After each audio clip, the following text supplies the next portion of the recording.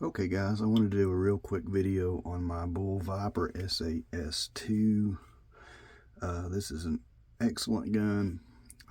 It's one of my favorite guns. I carry this more than probably any other gun in my collection, and I've got a bunch of guns I can carry, but this is the one I usually always go to.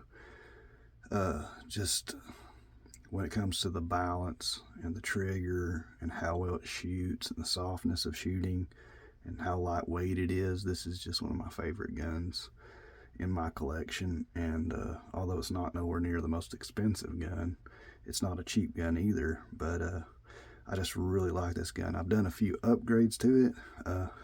I will put some footage of me shooting this in IDPA. However, since then I have done some upgrades, and I'll kind of show you some of those upgrades I've done on it, and kind of talk about the positives and the negatives. First off, we'll go over the light. This is an Ultralight PL2 Mini, and I know a lot of people are going to criticize Ultralight, but I like it, and it's one of the brightest lights that you can put on this little tiny rail, and it fit.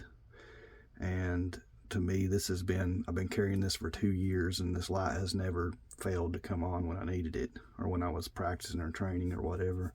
So this light's been a great light, and I know it's probably not as durable as the stream lights and some other options, but I like the way it looks, I like the way it fits, I like the way it balances out the gun.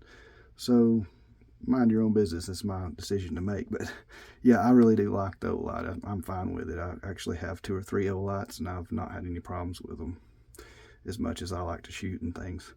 Going on to the next thing, this came with the Shield RMSC. Not a big fan of the Shield. The battery life is not too good. The durability, I would say the Shield RMSC was less durable than this Ultralight is. So if you complain about the Ultralight, then you should be complaining about the Shield RMSC that came on these things. And those things run like $400 or $500, and to me they're very, very weakly made and constructed. I like this Holosun a lot better. So I upgraded from the RMSC. I took it off and put the Holosun EPS full size. People may say, well, ain't that wider than a 1911? And yes, it is wider than a 1911. However, it's still narrower than the safeties stick out on the sides, or the grips. It's even more narrow than the grips. So it comes out about where the grips come out, the double stack grips. So really, it doesn't make the gun wider just because it's a little wider than the slide. The plate itself and the footprint is the same as the RMSC, so I didn't have to worry about that. I had to do a little altering to the plate. This optic is way underrated, and I like it a whole lot. The EPS full size, or the EPS carry, is way underrated.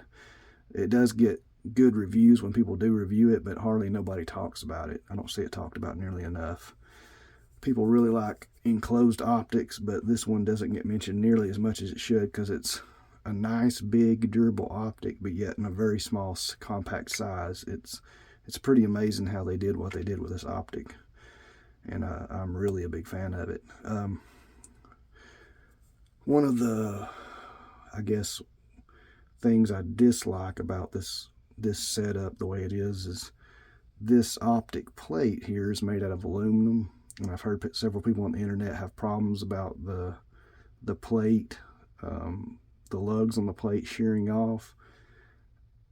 I think if you've got the right screws and you've got them Loctited and you have it tight enough, I don't think that'll be a problem, but that could be a problem, and if it does become a problem, I'll let you guys know. There's only really a few options you can do with this. You kind of got to near that, because there's not a lot of plates you can buy for this. I wish you could replace it with a steel plate under this optic, but I think if you have long enough screws with enough torque on it, I don't see it being a problem, but it may prove me wrong. And so that is one negative. I wish this was a metal plate that sat on top of the slide and underneath the optic, because it only has one locking lug underneath, and so it's really relying a lot on the screws to take a lot of that G-force and you know, the physics of the way the slide was reciprocating. It's really going to be hard on that optic, but I think if it's torqued down enough, it'll be okay. But I just wanted to share that with you guys. But yeah, this optic on this gun is phenomenal. I really like it, really do like it. Some other upgrades I've done to this pistol. This one came with a compact grip, which is a 15 round grip. Came down about there, about that far. And now I decided to put the 19 round grip, so an extra 4 rounds. Because, and I'll tell you why, the 15 round grip was great. I have smaller to medium hands, probably smaller on the smaller side. And the 15 round grip fit me great. However, the thing I didn't like about it is I really wanted a mag well because I shoot IDPA and I like mag wells when I'm doing training or drills. The mag wells are so much better. I got the mag well to go on the 15 round grip. However, because the grip was shorter, the mainspring made this big ledge right here that did not allow the magazines to always go in and funnel into the into the gun itself without hitting on those ledges. However, this full-size grip allows the mag well on the bottom of the polymer to open up completely to where it's just like a race gun. You just throw it in there and it goes. So I decided to pay for the bigger grip. It was about 80 bucks. And this is a Gen 1 grip. I thought about getting the Gen 2 grip. However, it's about twice as much money. And I thought the only real difference is the stippling on the side. So I did my own stippling. If you want to see that kind of sunburst stippling job I did on this gun. I've done several guns like this and done several stippling jobs, some a little bit different than this. But yes, I really like the way it turned out. I think it looks good. It's one of a kind. There's no other bull like this exactly that's going to look exactly like it. So I actually really like the way it turned out. But yes, I will put some IDPA footage of me shooting this gun. However, there's been some upgrades. Like I said, I've got a better dot on it. I've got a better grip. So my mag changes should be faster next time. And being able to acquire the red dot should be faster because this dot is a little bit bigger. And it's just easier to see through, to be honest, than the RMSC was. The compensator, this is one of my favorite features of the gun. It works just as good. I'm going to say this first. This works just as good as a Staccato XC does. The gun is a lot lighter than a Staccato XC. This is aluminum frame. I think the Staccato XC is a steel frame. The grips are lighter. The slide is lighter. The frame is lighter than a Staccato XC. So yes, you are going to have more recoil on this gun than you would a Staccato XC. However, you're going to have a hard time finding a gun that has less recoil at this weight than this gun has. I don't know if there's a gun made that has less recoil than this at this weight. Okay, and we'll let you know how much it weighs. Let's go ahead and weigh it with the magazine in it. Now this magazine is not the regular magazine, has aluminum base pads. This one has a brass, so it's going to be a little bit heavier. I would say an ounce heavier.